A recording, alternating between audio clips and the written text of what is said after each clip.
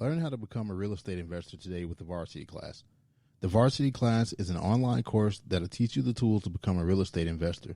This course will show you everything that you need to know about wholesaling properties in real estate that could potentially make you $5,000, $10,000 or more. Change your life with thevarsityclass.com.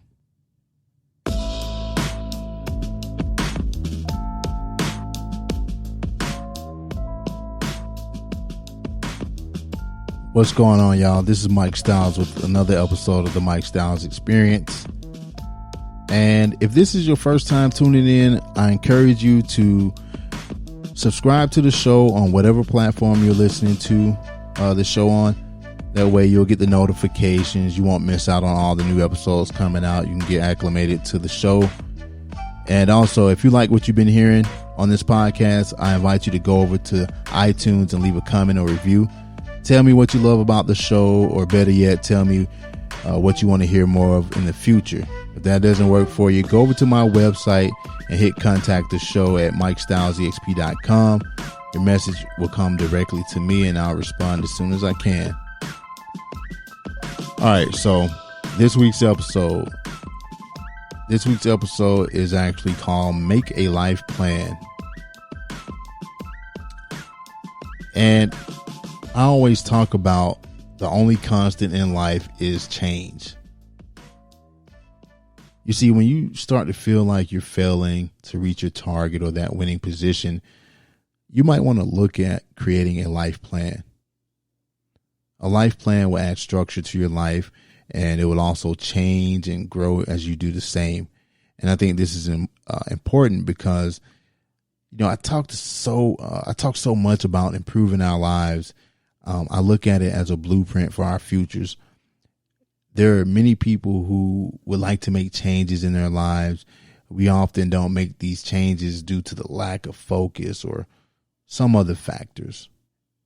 You know, changing our lives, it's easier said than done. You know, it's easier said and dreamed than done. And so when we set out to make a life plan, it has to be intentional and it has to be honest.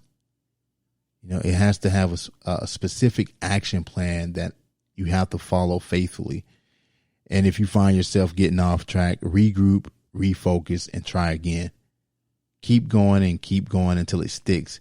It has to become a habit, and it has to become one that'll be hard to break.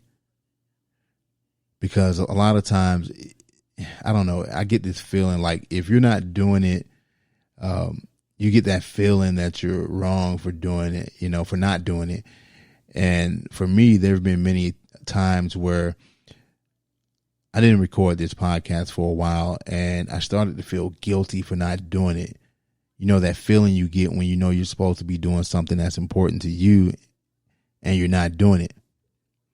But anyway, what I wanted to do was give you some ways to make a life plan and just some things to think about. You know, this is something that, like I said, has been on my mind, and it's something that I kind of got away from recently, and I decided to pick it back up. You know, I'm not going to make excuses as to why I got off track because it's all on me. I can't blame anybody or anything else. I just wasn't doing what I was supposed to be doing according to my life plan. So hopefully this helps us all out and helps us get on track if you're off track, or help you get started if you haven't started yet. And let's go ahead and get right into it. One of the first things that I wanted to put out there is that we have to examine what's not working for us. This part of the life plan, it helps us to identify what we want to change and what areas that we need to change in our lives. And I think this is where writing is helpful. And one thing that I've used in the past is a mind map, but it can be in any form. The main thing to remember is that you should cover the areas of your life that are important, you know, the most important to you. And it's going to be different for everybody. You know, for some people, it's going to be family. For some people, it's finances. For others, it's careers. Some people might be more into the wellness side. But like I said, it's going to be different for everybody. One thing that everyone will need to do is to think about their values in life and how those important things are currently working for them. Now, on this path of creating a life plan, I think it's most helpful to focus on the future. And when we look at the future, we can't just focus on the upcoming months. We also have to look at the years to come. How do you want the next few months, few years, 5 years, even 10 years to look like?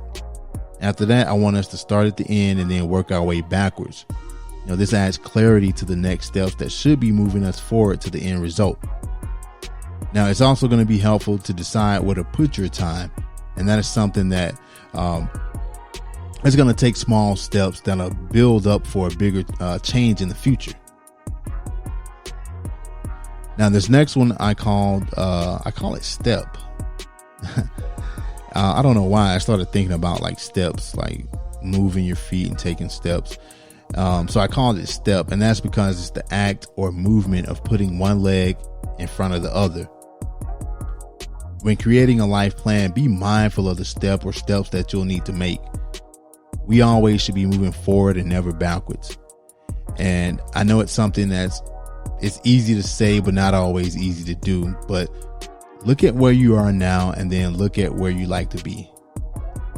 I found it easy to break down the steps we need to take into small yet manageable steps. Instead of trying to go from here to there at light speed, we want to first use the crawl, walk, run method. And that's something that reminded me, I think, of an MLK quote where he said, if you can't fly, then run. If you can't run, then walk. If you can't walk, then crawl. But whatever you do, you have to keep moving forward. And that means putting one leg in front of the other and keep going. This is going to give you more opportunity for success, and it'll sustain your motivation. Taking small steps can help you shift and change your plans as you move forward. But what it also does is to help you build momentum and consistency. Now, this next one is roadblocks. And everything in life, I think, is a trade-off. As you take steps forward, it's important to remember that you're going to have roadblocks. At the same time, think about what's holding you back from your goals. Think about what's keeping you from that feeling of being where you want to be. And once you identify these things, you have to make some cuts. You have to decide which areas and aspects of your life that are completely unnecessary and those that drain you. If you can't eliminate them, then you'll need to do your best to minimize them as much as possible. It's all a trade-off. You want to be able to take steps towards things in your life that are important to you. Being able to make tangible choices when it comes to trade-offs and roadblocks will help. It'll help you a lot when making a life plan. The tangible choices. I don't know. It's just one of those things where we make choices based on things that I guess for me, I'm more of a tangible person. I need tangibles. I need something that I could see, something that I could feel. But once you do that, you'll be able to see the changes much easier on paper than you would by simply playing things out in your head. That's what I'm trying to get with this. Because a lot of times, we go through these scenarios in our minds without having any kind of like concrete, I guess, evidence or solution. Like I said, something that we can see and touch and feel, when it comes to our choices and the choices we make, especially when it comes to like trade-offs and roadblocks, so. But anyway, once you start working on your life plan, you're going to need to put in the work. And what I mean by that is you're going to need to put in the work of creating a structure around it. This can be done by adding systems to your life that will support your desired outcome. Making a life plan and sticking to it may be one of the hardest things to do. And it's not that, don't think of it as being lazy or unmotivated. I believe it's because we don't have the proper structures in place to properly help us sustain our momentum. Being able to set up structures will help us to follow through and move past the point of saying, I should do this or I should do that.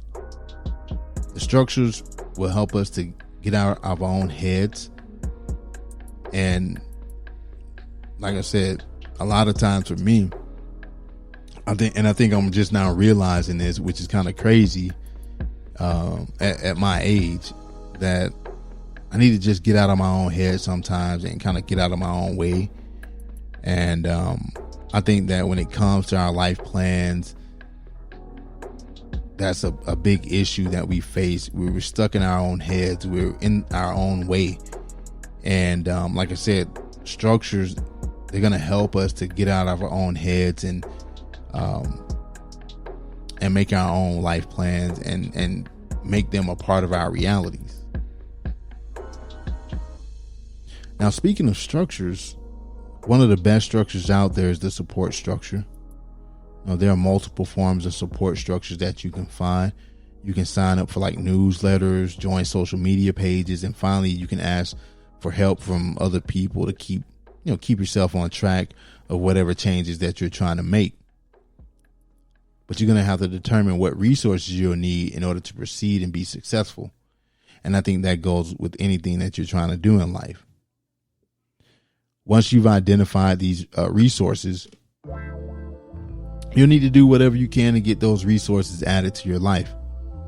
Check your progress on a regular basis and make sure that you're sticking to the path that you decided to walk. If you find yourself moving away from your intended path, guide yourself back in place by putting what you value back at the forefront of your journey. And if you're not able to do it, that's where the support structure comes in. Understand that only through a series of actions will you be able to make changes last. When asking people for their support, make sure they truly support your changes, and make sure that they'll be there to encourage you to keep going. But one thing I would say is to not overdo it. You don't want to rely too much on external support, especially if you're not supporting yourself. So you have to put in the work of your own. And what that means is, and it includes, is just to support yourself. So let's wrap this up. And the last thing, oh man, gosh, I've been working all day, man, so I'm kind of tired. But so as we close this out, the last thing to look at is to conduct a review of your life plan. Going back to what I said earlier, there's only one constant in life, and that is change. Life changes, and so do we. The same goals and priorities that we had when we were 18 may be different than what they are now at, say, 30, 40, or 50. I mean, I would hope so. But that's why it's important to review our life plans as much as we can. You want to make sure that you're following a plan that not only gives you happiness, but also one that gives you satisfaction in life. Keep track of all your successes and failures. And I mention failures because failure at some point is inevitable. We seem to only focus on the successes that we have, and when we do, it sets us up for a major disappointment because we're not being realistic and we're not recognizing that at some point we're going to have to fail. Now, that doesn't mean that we should allow failure to derail everything that we got going on. But what I'm just trying to say is look at all your options and actions available to you when failure occurs. The way you deal with these setbacks can mean the difference between accomplishing your goals or not accomplishing them. So that's been this week's episode. Like I said, if you want to go over and drop me a line, or if you want to get in contact with me, go to MikeStylesEXP.com. Hit contact the show, put your information in, send it, and I'll get back to you. But damn, I'm kind of tired. I just realized how tired I am. Shit. But anyway, as always, take care of yourselves and take care of each other.